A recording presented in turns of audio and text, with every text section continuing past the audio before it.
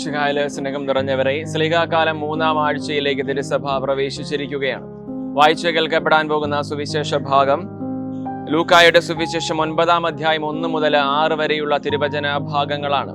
ഈശോ ഇങ്ങനെ അപ്പസ്തോലന്മാരെ ലോകത്തിന്റെ പലയിടങ്ങളിലേക്കായിട്ട് തന്റെ സുവിശേഷം പ്രസംഗിക്കാനായിട്ട് അയക്കുകയാണ്. നിങ്ങൾ യാത്രയ്ക്ക് പോകുമ്പോൾ സഞ്ചിയോ ഉടുപ്പോ പണമോ ഒന്നും കരുതേണ്ടതില്ല എന്ന് ഈശോ പറയുകയാണ്. അതിന്റെ സൂചന, സുവിശേഷം പ്രസംഗിക്കാൻ ഇറങ്ങി പുറപ്പെടുന്നവനുള്ള ഏക മൂലധനം, അവന്റെ ഓഹരി, അത് ഈശോ തമ്പുരാൻ മാത്രമാണ് എന്നുള്ളത് കൊണ്ടാണ്. പഴയ നിയമത്തിൽ നമ്മളിങ്ങനെ കാണുന്നുണ്ട്, 12 ഗോത്രങ്ങൾക്കായിട്ട് ഓഹരി വിധിച്ചു നൽകുമ്പോൾ ലേവി ഗോത്രത്തിന് മാത്രം ഒന്നും മാറ്റിവെക്കുന്നില്ല. അതിന്റെ കാരണം ആ ഗോത്രത്തിനുള്ള അവനുള്ള ഏക ഓഹരിയും മൂലധനവും അത് ഈശോ മാത്രമാണ് എന്നുള്ളത് കൊണ്ടാണ്.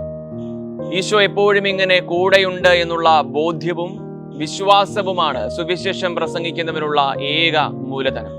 ഈശോ നമ്മെ സമൃദ്ധമായി അനുഗ്രഹിക്കട്ടെ.